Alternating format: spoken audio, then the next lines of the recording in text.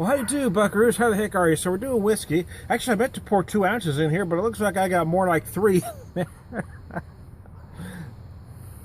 thought they were a shot glass. It turned out to be a jigger glass. So anyways, that's a very large pour. It's clearly more than 2 ounces, but we're going to do her anyway because you know what? I'm not a quitter.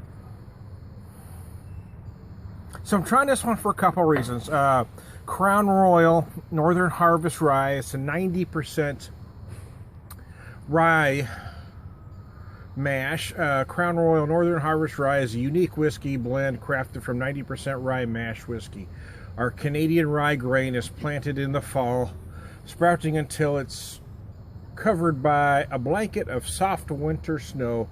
Once the snow melts, our rye completes its growth, maturing over the spring and summer. This distinctive growth cycle creates the perfect grain for deliciously balanced whiskey, extraordinarily smooth, with hints of fruit, cloves, and spice. Well, let's see if it does all that. I decided to give it a purchase for a couple reasons. Well, one, Jim Murray's Whiskey Bible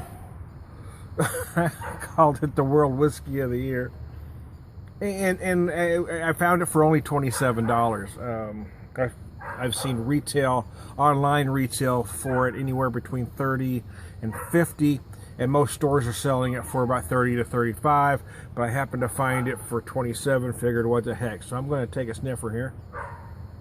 They describe what hints of fruit, clove, and spice. So let's see.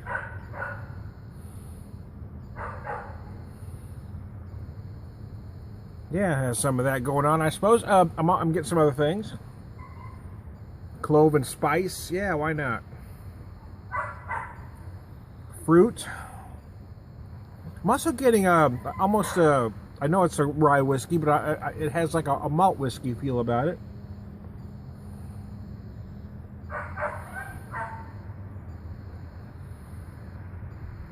For fruit, I'm going to say pear and apple, just for shits and grins. Argue with me if you like. I don't give a rat's ass.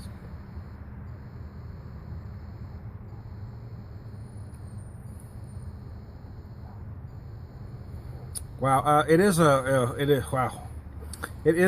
very mellow whiskey. It's very drinkable. It's very likable. As far as whiskey of the year, I don't know. I mean, I've had a lot of good stuff.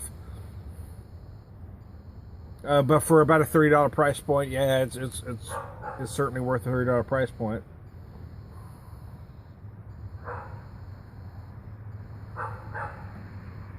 There is a lot of spice. I'm certainly getting that clove.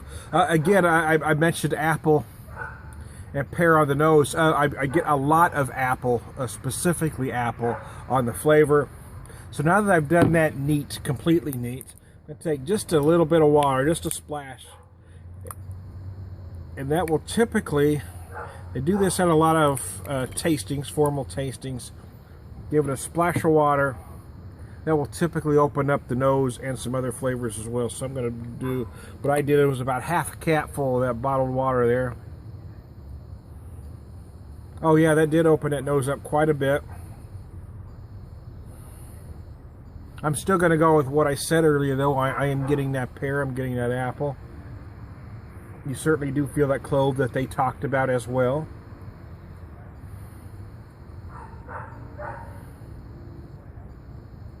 And I don't know why I am, you know, and I hope I'm not going nuts, but I'm feeling it. It has a fragrance like a malt whiskey.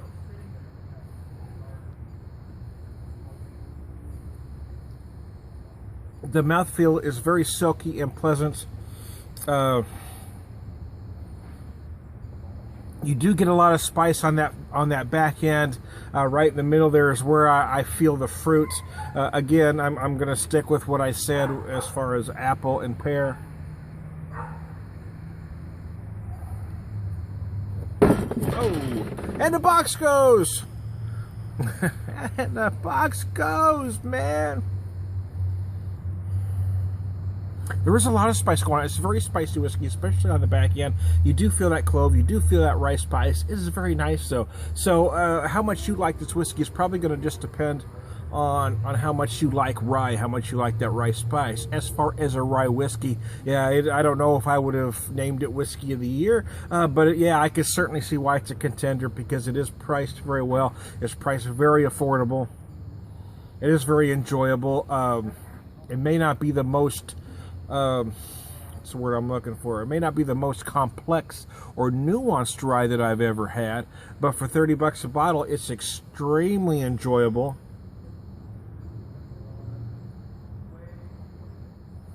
An extremely easy drink. Just time to beer whisper, whispering some whiskey with you. I'll talk to you later. Let me show you that glass. There we go. Bye bye.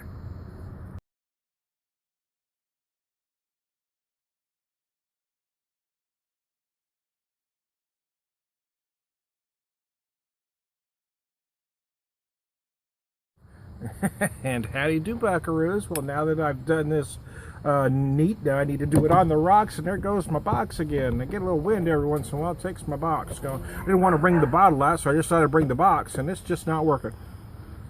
I mentioned neat. I was feeling a whole lot of that spice. I was getting some pear and apple. I'm noticing on the rocks, much sweeter on the nose. I'm still getting a whole lot of that clove spice. I'm still getting some of that pear apple, but I'm getting some honey-like sweetness as well.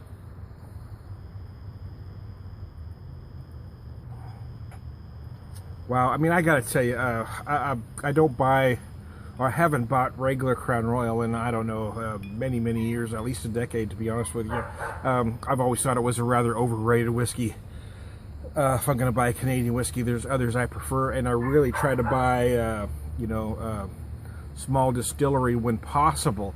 Not that I'm boycotting any big stuff. I mean, I do buy Jim Beam upon occasion, but I haven't bought any since the Suntory buyout. Well, son of a gun. But I gotta tell you, this is $27 a bottle. It's a very likable, it's a very approachable whiskey. It may not be the most developed or most nuanced, but it is just tasty.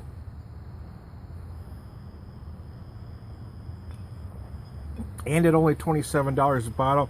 Drink it neat, drink it in the rocks. Now, I'm personally probably not going to cocktail this, but it would. You can at $27 a bottle. Also, I mean, yeah, I may try this as a Manhattan, because rye is typically what you use in a Manhattan. To be honest with you, many times I use bourbon or Irish whiskey because, you know, I'm a rebel.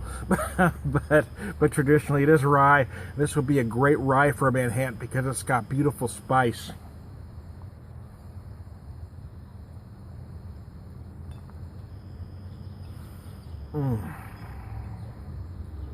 I'm feeling more of wood notes with it cold. I am getting more sugars cold. I am getting less of the fruit. I'm getting a lot of spice. It feels actually more balanced. I was getting a whole lot of spice with it neat. It feels like it kind of melds together very well cold. So this is a whiskey that really does well cold. It does well with a little melt off. And I gotta tell you, for $27, you really can't go wrong. So I don't give grades. I'm not gonna call it the whiskey of the year or anything like that. For me, it's very simple. Will I buy it again? Yes, I will buy this again, because again, for everything I just said, it's likable, it's approachable.